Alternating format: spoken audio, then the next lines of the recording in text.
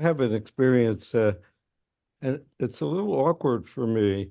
I I'm part of a bridge club, and one of the people in this bridge club, one of the people is about 6'4" and dresses. I'm not sure of the language, but I think a male who dresses like a woman with a real dress, and it's very difficult. I mean, I have a personal interaction with this person. Their voice is so deep. Uh, I I can't quite get, adjust to the fact that this person is trans. It's just a little difficult. Marvin, when you say you can't adjust to the fact this person is trans, do you mean that this person is a woman? But no, I mean this person is a man who is dressed Dressed as a woman and has clear physical features of being a man, even though they're wearing a wig and they're trying to appear to be. I don't how to even speak about it. So, but Yeah, sorry. I just wondered why you could hardly speak about it. Well, Does in you. because I would like to understand their situation better.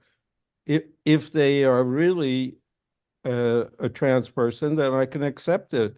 But I easily accept it. Um, but the deep voice and the male features make it more difficult. I mean, the person would want she. Yes, that's the way I take it. But I don't know the Okay, yeah. I don't know a lot about this, and probably there are people here that know more than me. But I think the way to do it, if you want to find out, is, I mean, maybe they already know that you're Marvin, but the next time you're talking to them, can't you say, "Hey, I never shared my pronouns with you. Mine are he, him." It's I like, think it's irrelevant because we're playing bridge. We're there for social interaction about playing a board game or card game. We're not talking about sexuality or gender identification. The point is this feeling of I can't accept it, right? Well, it's confusing with that deep voice, that very clear, it's a deep voice. Yes, you feel insecure. Yeah, it's stupid, like a kid. However, this person is identifying that we're sitting here discussing this person identity without this person being able to weigh in on who they are just doesn't feel right to me. I'm more curious about what is it for you, Marvin? What's happening with you? Because what I'm hearing from here is that there's such level of discomfort for you in that space and not knowing that it makes it difficult for you to be in relationship. No, that's not correct at all. And I take your almost like an accusation. I'm not. It's not discomfort. It's a distraction from playing bridge. I'm there to play bridge, and here's this person who has facial hair, um, a deep voice, and I'm surprised to be in the in their in their company. And so that's what I'm really feeling on this end, that you placing the ownership of having to explain who they are on the person. Not at and all. They don't have to. Not They don't not have at to all. explain who they are. Isabel, that's not at all what I'm saying. I'm saying what I am saying is that it's confusing to me. that I haven't been in the company and had interactions with trans people. And I have to get used to it. But that's not at all how you're sounding. This is what I'm hearing on this end. This is all I'm hearing. This person has facial hair, their voice is very deep, they're wearing female clothes. And who are they? And why are they doing this? And that's disturbing to me. You're And they adding need to the, fix it. That's what I'm you're hearing. adding the who are they and why are they doing this? I'm not adding that. I am saying it's confusing to me. I wonder, Marvin, if you'd be willing to pause and to sense in to the more that's in this for you. I want to express myself as Marvin. Would that be okay with you, Marvin? Sure. Okay, so I'm Marvin. Why aren't you accepting my word confused? And you're mad at me for having trouble with this. And I'm not being prejudiced against anybody. I'm troubled. This world is such a new world, and I'm not used to it. I don't know how to be in it. And I want you to understand that disorientation and not to be mad at me for it. I don't want to feel like I have to be correct here.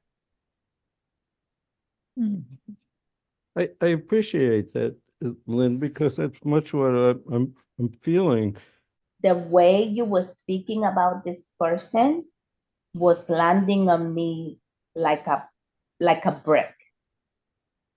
It felt dehumanizing and invalidating. That's what it felt like to me on this end. I wonder if we could have somebody that would reflect both Marvin's feeling and Isabel's feeling there, because that's what we've learned is that when we have a moment of conflict, it's so important to grab that moment with a reflection and not let it go underground or get muddied up.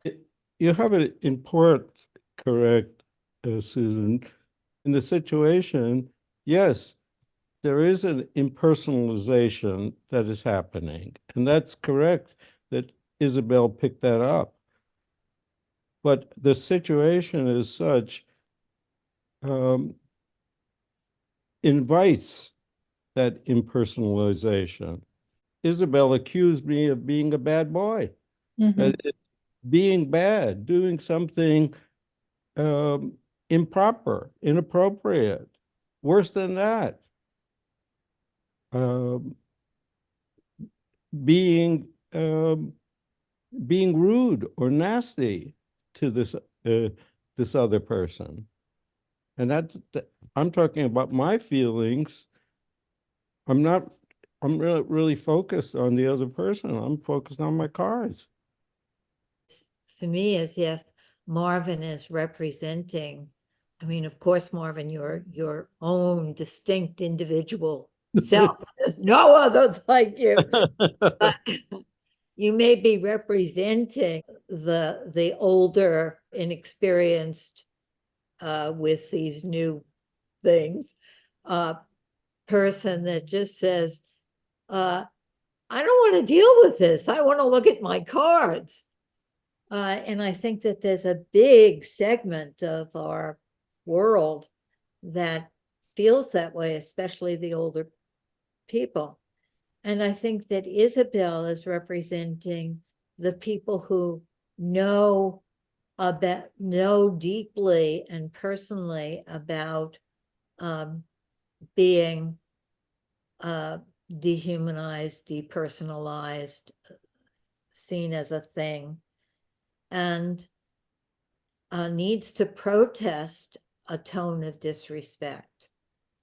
And so these two segments of our world are not able to talk to each other at all. And we're trying to make a space where we can talk to each other with those feelings, where we're maybe another way of saying it is, what's going on around here? What are we, what are we up to? What are we doing? How are we doing in what we're doing? I'm glad we're addressing the conflict and rather than getting rid of it. It is the case that I have not had knowingly an interaction with a trans person as I am expressing playing bridge with them. I haven't. I'm an innocent and ignorant. Asking. She wants you to open your heart to the confusion, open your heart to the newness. Think I'm doing that? I mean, I'm really out there expressing myself pretty fully to Yes, a dozen people about this experience, and I'm yes, yes, yes. surprised that you're not. You're asking me to do more. Yeah, yes, you are. There's more there. Like there's always more in focusing. We know that. Marvin has taken a lot of risks for him, and so now it's up to us.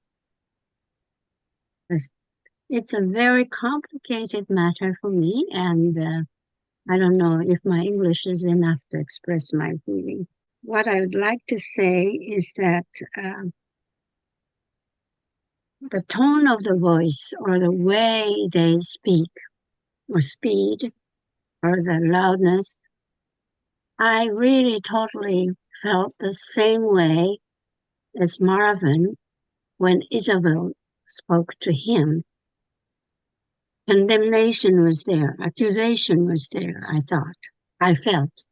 Very accepting of your good intentions, but I'm mindful. I'm feeling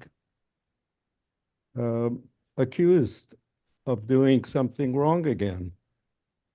That is, I should be doing something. I should be calling up this person. I should be initiating some action that I'm not doing. I feel really fearful of speaking. Like the best we can do is come to these things with openness. I don't feel like I know Marvin, and I don't feel like there's this like a vindictiveness or a bias or a prejudice. There's, this isn't the world I've grown up in, he's grown up in, but there's like a how do we talk about this? And feel like bringing an openness and a like a conviction to stand for the one in there, whoever, whatever, however they're dressed or whatever they're going through. That's a lot. That's a lot more than we have going on collectively, I think, in the world and certainly in this country. And it's not enough, but it's a lot. And I don't like that to be discounted by people being so fearful of speaking. We're on a path here together of talking about things that can't be talked about. We're making the unsayables sayable, and in the process of talking about things that aren't talked about, there are going to be clashes. People are going to get offended, and it doesn't mean that anybody did anything wrong. How are you doing there, Marvin? I'm doing fine. I love what Rachel said, and also what Susan said, and what you said, Lynn. You really hit it on the nose.